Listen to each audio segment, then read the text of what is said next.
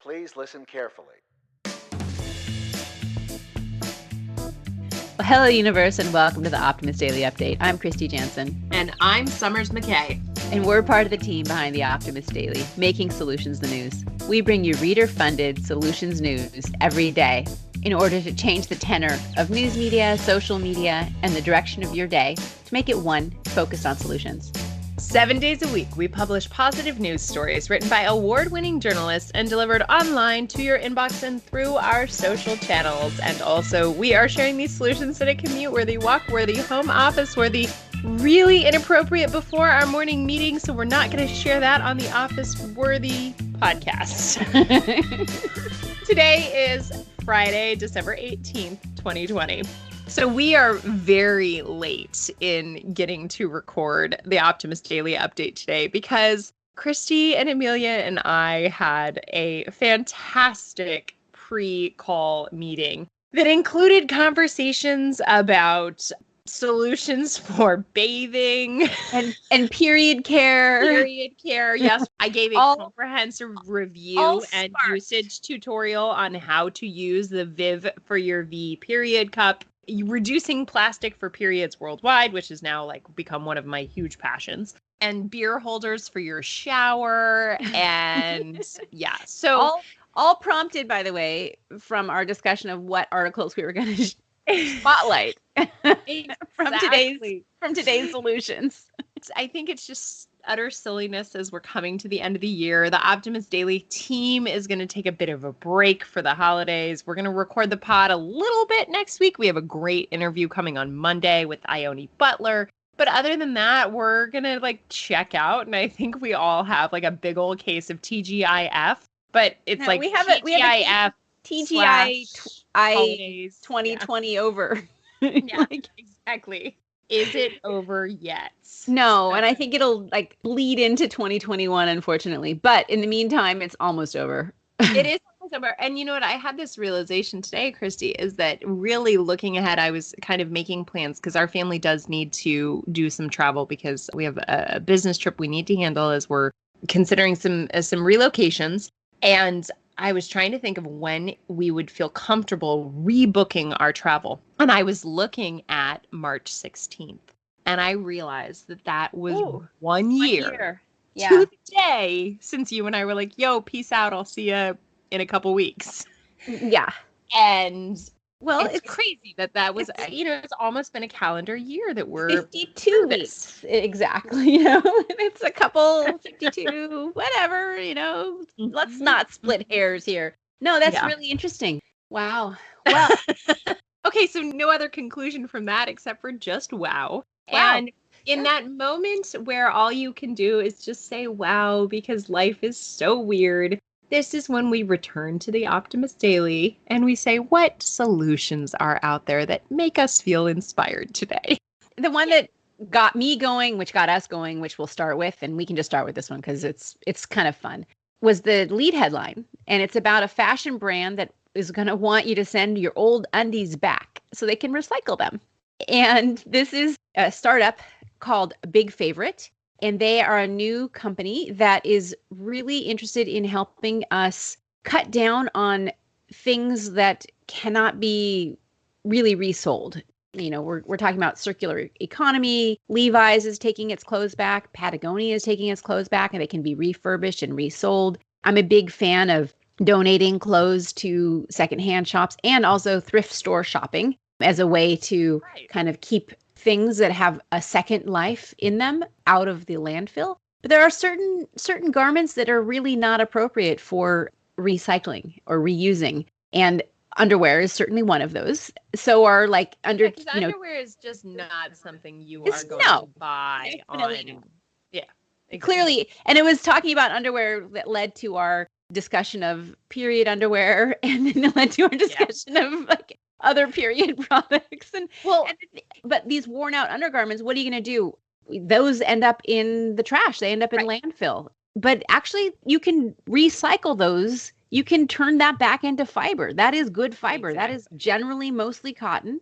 Well, so I have a couple questions / comments on this article. One of them, I would love to know if this organization takes back other underwear, right? Like, can you send back stuff that you didn't purchase from them? Because I know my pre-baby Victoria's Secret underwear wardrobe is of no use to me. I will freely admit that I continue to wear maternity underwear. And I'm sure a lot of women who have had babies agree and know that once you get into maternity underwear, the very idea of returning to that like Victoria's Secret thong is terrifying. I will admit that I still have a pair of maternity underwear, which is, since my son is turning 15 this year, clearly it's about 15 years old. I mean, so that's a sustainable piece of clothing there. Hey, that's like, I feel like I'm doing a good job of like maintaining, durable goods. On the other hand, like I think that this company is mostly focused on cotton goods. So I don't know if those like the polyester blends are really going to be useful in this case. But I think about 11 million pounds of t-shirts and cotton underwear are thrown out in the US. And you have that cotton t-shirt that gets stretched and that's every day. That's every day, right? So that's a lot of waste that could be useful. And also that cotton could be valuable. And maybe you can't spin it back into new yarn. I don't know. But you can certainly use it for filling. You can use it for insulation. There's other things you can use that cotton for. And I love this idea and this solution because we really have to think, what do we do at the end of one useful life? How do we repurpose those materials and find valuable uses for them going forward? Well, and I think if, like me, if you're looking at your underwear wardrobe from previous decades and you say, okay, this is of no use and I don't have anything to do with it. It's not so much about, I guess, worrying about what you've done in the past, but what you resolve to do in the future. And as we sort of embark on this new year and new resolutions, I've had a lot of people ask, how do we have optimistic resolutions when we don't really know what the world's going to look like? And I think one of those resolutions could certainly be that going forward, you're going to choose to buy products that participate in a circular economy. I like that. And I like that. And so that resolution to do something like, big favorite undies or just continue to wear your maternity undies for 35 years. I promise to keep them at least until my son gets married. If he ever, I don't know, maybe he'll never get married. Who knows? But I know that's like a lot of pressure on him now. I love this organization. Not a conversation I have with him, but yeah. I love this organization. I think the CEO's last name is Turner, right? Eleanor Turner. So well done, Eleanor Turner. We appreciate your investment in the circular economy and investment in undies. We also appreciate aquaculture. Yes, another good solution for something that normally doesn't get a lot of positive attention. Yes. Right? Do you want to read this headline, Summers? Yeah, I will take on this headline. You have stuff to add to it, though. The headline reads, algae-based feed could make farmed fish more sustainable. And nutritious. More sustainable and nutritious. Yes. Right. So as we know, aquaculture, fish farming is more sustainable than beef, right? It is one of the most sustainable methods of animal protein farming, but the industry could have an improvement. And the first step on that one is definitely improving the feed. Most aquaculture operations feed fish a combination of fish meal and oil and basically, feeding other fish smaller fish. What this team of researchers at UC Santa Cruz has identified is that microalgae is abundant, easy to cultivate, and has a low environmental footprint, and actually is healthier for the fish instead of just feeding them smaller fish. So basically, fish fed with algae achieve 58% higher weight gain than traditionally fed counterparts, so you would increase your output. And they also have higher concentrations of the fatty acids that, the DHA omega-3s. I asked Kristy this morning, because I am not currently the parent of a fish, what was in Sealos's food so that we could get a frame of reference for what is in other fish foods. So Kristy, what is in Sealos? Well, I will just read the first 5 ingredients because that is where you find the most interesting information. The first ingredient is fish meal, but then you have wheat flour, soybean meal, rice bran, potato starch, and then you get krill meal. There's also wheat germ meal, corn gluten meal, brewer's dried yeast, wheat gluten. It's all this stuff which wouldn't normally be in a fish's diet. Exactly, like a fish wouldn't normally eat that. And so I love that this story kind of returns to what are the diets and the nutritious diets that exist for animals in nature? What do fish eat in nature? And of course, when you're farming, you worry about the health of the fish and ensure the, viability of the fish. But at the same time, we don't have to have these highly complex and high carbon footprint feeds that we're offering to our fish. Yeah, and those additives that I read, this is for the beta food that I'm giving to my, desktop little fish tank. But we do not plan to eat sea loss. No, we do not. But aquaculture operations do actually feed their fish a combination with fish meal. And fish meal might be the prime ingredient, but they also have additives like soy and corn. And that also contributes to water pollution in the runoff. So it's not that different.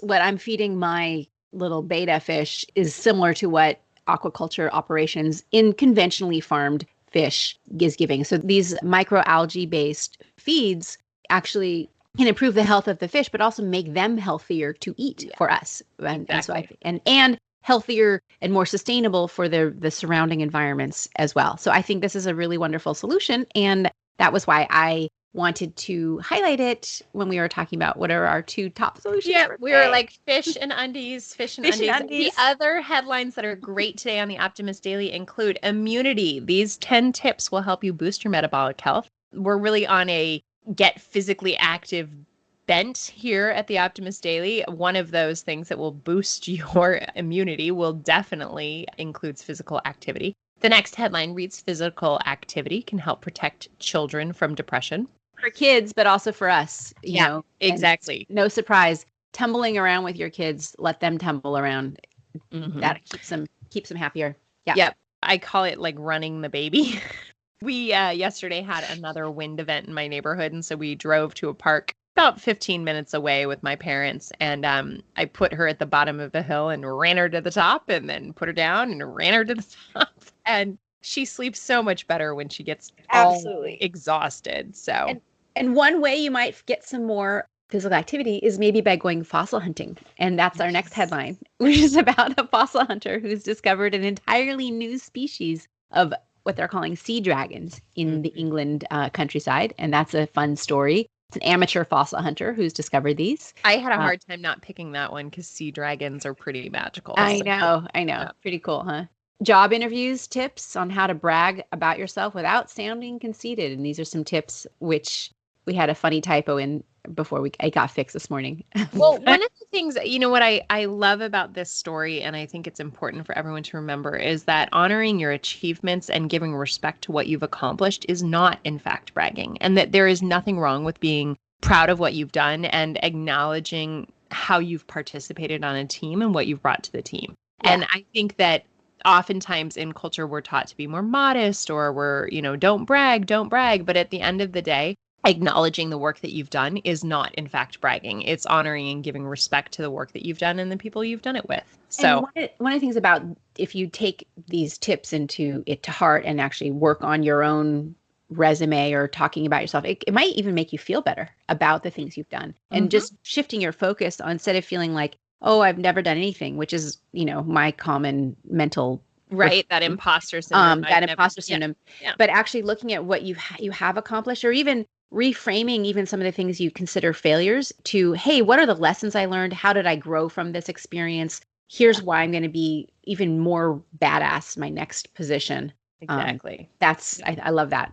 We also have a headline about researchers creating the first ever aerial map of Hawaii's coral reefs. And I didn't read that one because it made me want to go to Hawaii. I mean, I didn't talk about that one because I want to go to Hawaii. Scientists create flexible cement to fix tiny gaps in leaky wells. And last but not least, India is building the world's largest renewable energy park, and that will be solar and wind. This new park is part of India's ambitious plan to produce 175 gigawatts of renewable energy by 2022. And 450 gigawatts by 2030. So heading in the right direction. Hey, everybody, we're going to wrap it up because we are just ready for our Friday, and you probably are too. Thank you for listening to the Optimist Daily Update. We promise to continue to share solution-based stories with ideas on how you can participate in this changing world and ensure it is changed for the good. If you're an Optimist Daily emissary, You can tune out now, except you get some fun Optimist View on Sunday, which we're pretty excited to share. And that will lead to our interview with Ione Butler on Monday.